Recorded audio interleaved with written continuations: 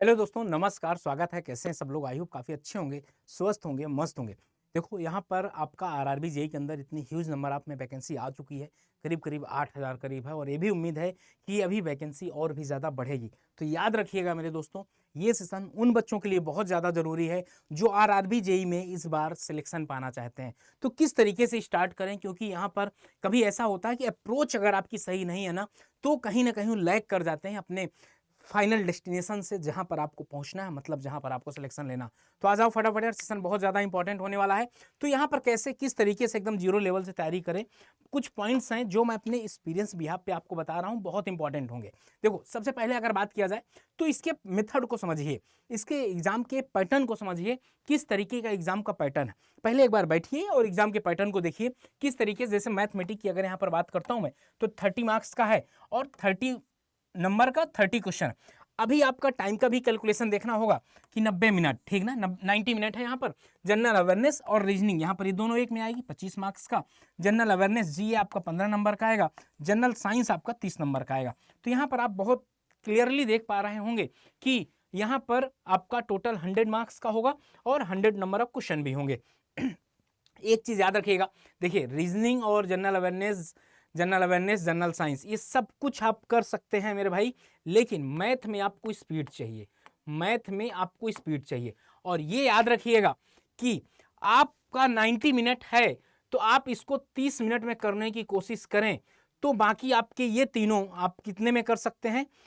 40 30 70 60 minute में आप ये कर पाएंगे। याद रखिएगा 60 मिनट का मतलब ये है कि इसको 50 ही मानकर चलो, 10 मिनट आप ना रख लीजिए, उसको बाद में कोई ऐसा क्वेश्चन हो गया कैलकुलेशन में गलत हो रहा, या लास्ट में एक बार चेक करने के लिए कि मैं यहाँ पर सही कर सकता था, दो ऑप्शन में से एक ऑप्शन सही है, ये वाले के लिए रख लीजिए।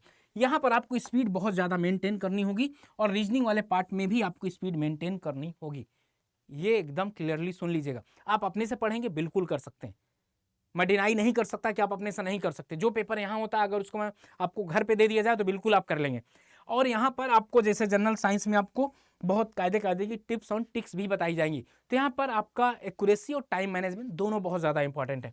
तो ये रहा सीबीटी 1 और सीबीटी 2। देखिए यहाँ पर आपने जो पढ़ा, जनरल साइंस पढ़ा, यहाँ 30 नंबर की आई, और यहाँ पर भी फिजिक्स और केमिस्ट्री आपकी 15 नंबर की आ गई। जो जनरल अवेयरनेस वहाँ पर पढ़ा, यहाँ पर जनरल अवेयरनेस आपने पढ़ा 15 नंबर का, वही जनरल अवेयरनेस यहाँ भी काम आ जाएगा। जो आपने basic of computer and application, ये बस आपको थोड़ा एक्स्ट्रा पढ़ना है, ये बस आपको थोड़ा सा एक्स्ट्रा पढ़ना है, ठीक है ना, कंप्यूटर, और 10 नंबर का आएगा। और basic of environmental and pollution आपका 10 नंबर का आएगा। टेक्निकल एबिलिटी आपका कितने की आएगी? 100। मतलब जिस भी आप ब्रांच से रिलेटेड है ना, आपका 100 मार्क्स का आएगा। यहाँ पर टोटल पेपर कितने का होगा? 150 मार्क्स का, 150 मार्क्स का। तो यहाँ तक क्लियर हो गई बात, यहाँ तक क्लियर हो गई। और आगे अब बात किया जाए कि क्या आपका पैटर्न होना चाहिए, किस तरीके से। अभी आपने सिलेबस को बहुत अच्छे तरीके से देख लेना है, पढ़ाई पे ध्यान देना। सबसे पहले हम गलती क्या करते हैं ना, कि आप एक काम कर लीजिए कि जैसे आप कोई सिलेबस स्टार्ट करना है, जैसे आपका सिलेबस स्टार्ट करना है आपको, तो पीवाईक्यू पहले एक बार क्या करिए, पीवाईक्यू एक दिन की बात है, एक दिन में 1-2 साल का पीवाईक्यू देख लीजिए, आपको एक मोटा माटी ये पता चल जाए कि लेवल क्या रहता है, किस तरीके से बनते हैं, और उससे स्टैंडर्ड लेवल ही आपको पढ़ाई करना। उससे क्या है, स्टैंडर्ड लेवल ही आपको पढ़ाई करना। और फिर इसको सॉल्व नहीं करना, बस देखना है क्वेश्चन लेवल। कॉन्सेप्ट पे आ जाइए। कॉन्सेप्ट आप ना एक बेहतरीन तरीके से पहले पूरे के पूरे कॉन्सेप्ट पढ़ डालिए। कुछ बच्चे करते हैं कि यहाँ 5 साल का यहाँ पेपर कर लेते हैं और उनको और उनके मन में दोनों जगह इस बात का वहम हो जाता है कि अब हो जाएगा सिलेक्शन यार, लेकिन बाद में कहीं ना कहीं लैग कर जाते हैं। स्पीड बहुत ज़्यादा मैटर करेगी, याद रखिए। जिसके पास स्पीड एक्यूरेसी होगी, सिलेक्शन उसी का होगा। आता सबको सब कुछ रहेगा। आगे बढ़ें, और आगे बढ़ने के पहले, अगली स्लाइड जाने के पहले मैं आपको बता दूं कि सारा ये सब कुछ आपको कहाँ मिलेगा। ये जो आपको मैंने पैटर्न बताया है, ये सारा कुछ कहाँ मिलेगा? ये सिविल इंजीनियरिंग के महापैक में मिल जाएगा भाई। सिविल इंजीनियरिंग का महापैक है जो 27 महीने का है और 2771 रुपए का है, ठीक है ना। कब मिलेगा? मैक्सिमम डिस्काउंट अगर आपको चाहिए तो Y579 लगाइएगा, इससे ज़्यादा डिस्काउंट आपको नहीं मिलेगा। ओके, यहाँ पर अगर आपसे बात करें हम, तो आरआरबी शंखनाद 1.0 ये भी आपको 2500 ऐसे दिख रहा है। आप चाहें तो 2500 में भी इनरोल कर सकते हैं, और आप चाहें तो Y579 कूपन कोड लगाकर 2000 रुपया में भी इनरोल कर सकते हैं। अब आ जाते हैं अपने पॉइंट पे। अपने पॉइंट पे अगर हम आते हैं तो यहाँ पर अपने पॉइंट पे अगर आते हैं हम लोग, तो हम लोग कहाँ पढ़ते हैं? हम लोग थे कॉन्सेप्ट पीवाईक्यू। तो सबसे पहले अपना पूरा का पूरा कॉन्सेप्ट क्लियर कर लो सारे सब्जेक्ट का, वो चाहे मैथ हो चाहे रीजनिंग। जैसे मैथ की अगर बात किया जाए तो वर्क मजदूर वाले मतलब मजदूर और वाले में एक क्वेश्चन आता है, एक टंकी वाला क्वेश्चन आता है कि एक टंकी इतने में फिल करते ही निकलेगी, कितना देर में, कितनी देर में खाली होगी। और वर्क मैन, इसमें एक रिलेशनशिप का फॉर्म में आता है। एज वाले क्वेश्चन आते हैं। तो अगर आपके पास कॉन्सेप्ट होगा तो ही आप क्वेश्चन को बहुत जल्दी लगा लेंगे। बाकी आप इंजीनियर हैं यार, तो आप तो लगा ही ले जाएंगे, लेकिन टाइम भी बचाना है यहाँ पर। आगे देखा जाए पीवाईक्यू, तो पीवाईक्यू जब आपका कॉन्सेप्ट क्लियर हो जाए तो पीवाईक्यू आप लगा लीजिए। पीवाईक्यू के बाद आप क्या करिए, रिवीजन को मत भूलिएगा, क्योंकि रिवीजन बहुत ज़्यादा जरूरी है। साथ साथ आपका रिवीजन भी चलता रहे।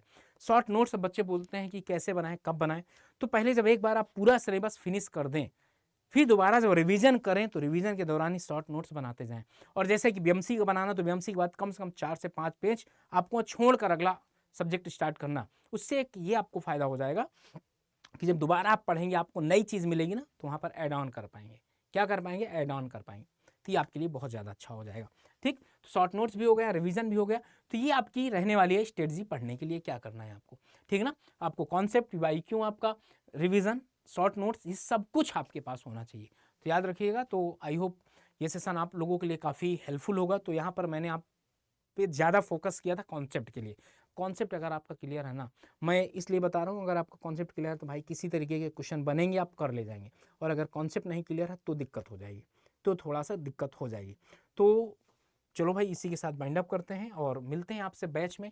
डेली शाम के 7 बजे मेरी क्लास होती है यूट्यूब के अंदर, वहाँ पर कॉन्सेप्ट आप आकर सीख सकते हैं। पहले अगर आपको कॉन्सेप्ट अच्छे लगते हैं तो ही आप आकर इनरोल कर सकते हैं, अदरवाइज़ नहीं। आप जहाँ भी पढ़ रहे हों, ऑल द बेस्ट, आपका सिलेक्शन हो, बस मेन मोटो यही है। तो इसी के साथ अलविदा चाहता हूँ। और अगर बैच में अभी तक इनरोल नहीं किया तो इनरोल कर लीजिए, क्योंकि बैच है ना 5 तारीख से स्टार्ट है। कब से, एक बार फिर से आपको दिखा देता हूँ।